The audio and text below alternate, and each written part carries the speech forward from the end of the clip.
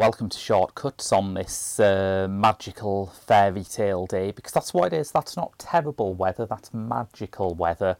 And it's very appropriate because today I am going to talk about Guillermo del Toro.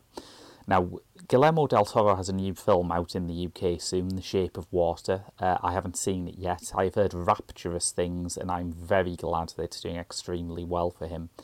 I like Guillermo del Toro because I'm a critic, and deep down I suspect he is one too.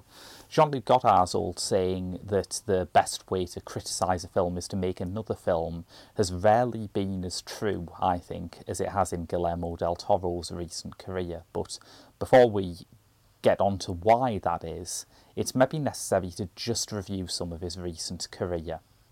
At the start of the 2010s, Guillermo del Toro was almost as famous for the films that he hadn't made as the films that he has made. He'd spent quite a lot of time famously trying to get an adaptation of H.P. Lovecraft's At the Mountains of Madness through the studio system.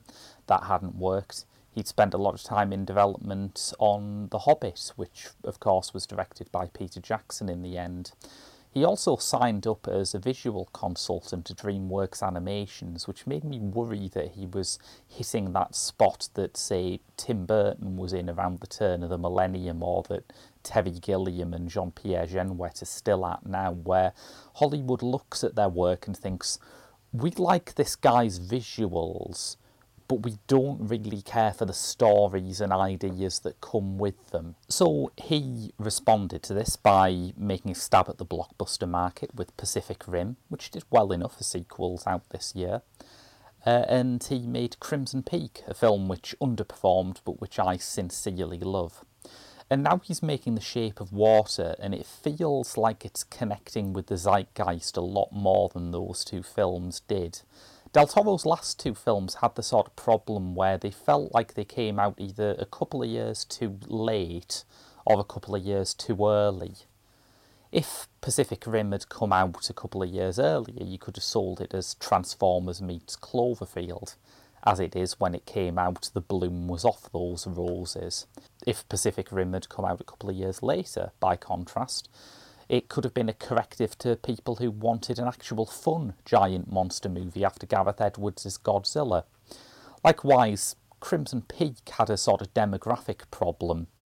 If it had come out a couple of years earlier, its gothic romance stylings could have been sold as the grown-up equivalent to Twilight. If it had come out a couple of years later, it could have caught those original Twilight fans at a time when they were ready for a grislier, more adult version of those tropes. If The Shape of Water is more in tune with the Hollywood mainstream, it's probably because a large part of that Hollywood mainstream is now defined by Guillermo del Toro.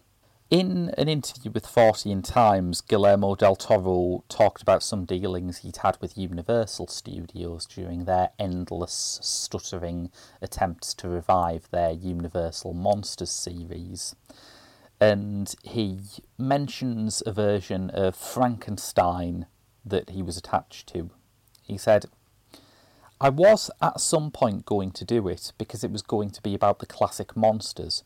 But Universal have a very strong idea of what they want now, and I'm interested in the classic monsters.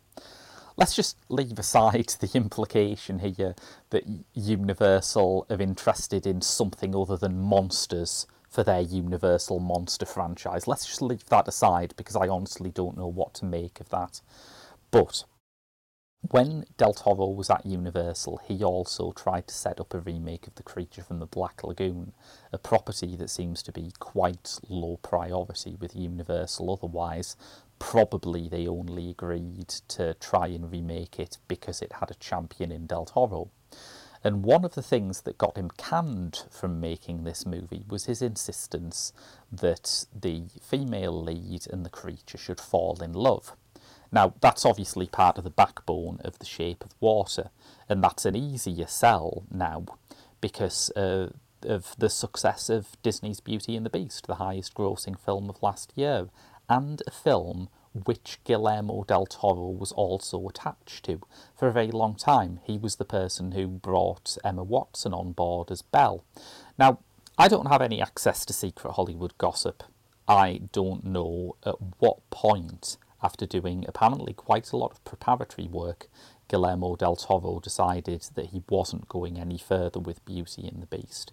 But I'm thinking it was some point at which the executives said, all right, Guillermo, who are we going to cast as the singing teapot? Now, I don't know what a Guillermo del Toro version of Beauty and the Beast would actually look like. Obviously, none of us do because he left the project. My impression of it, based on his other work, and particularly based on how densely referenced Crimson Peak is that it would contain every version of Beauty and the Beast within it. Yes, the 1991 Disney version. Yes, the original fairy tale, but also Jean Cocteau's version. Also, maybe Gerard Hertz's version. Maybe the version that his old mucker Ron Perlman did on television. Maybe, and if he could get this past the Disney executives, I will propose marriage to him, a reference to Walerian Borachic's La Bête. What he would not do is what Disney eventually did, which is basically a version of the old version they did, but with some live action actors and more expensive animation. I understand why Disney did this, and I think the box office is its own argument. It's a proven child pleaser, we learned that in the 90s. It also has the added bonus of awakening feelings of nostalgia in adults who watched it as a kid. That is part of my problem with it. It's not just that it's safe, it's that it actually reverses the classical function of fairy tales. Fairy tales were originally told as ways to bring the audience out of a childhood state, introduce them in a safe context to the idea of real-world dangers. We are, perhaps, the first society to use fairy tales as a way of trapping people in childhood forever. And that's what Guillermo del Toro is working against. One of del Toro's main artistic influences is the English author Angela Carter. The film adaptation of her short stories, The Company of Wolves, was cited by him as a key influence on Pan's Labyrinth. Carter was an important author because she had understood and absorbed the psychoanalytical and Freudian criticism of fairy tales, and she rewrote them so that all that dark adult stuff, all those fears about the woods and wilderness and what hairy men in capes might do to young girls, was right on the surface.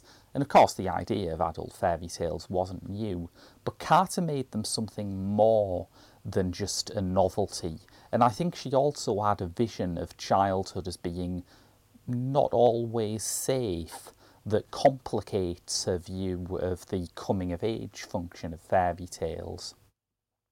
Del Toro is doing this too. On the surface, The Shape of Water is a pretty comfortable film. We look at it and we think, well, it's a romance. It has a monster that looks a bit like the creature from the Black Lagoon and a bit like Abe Sapien from Hellboy.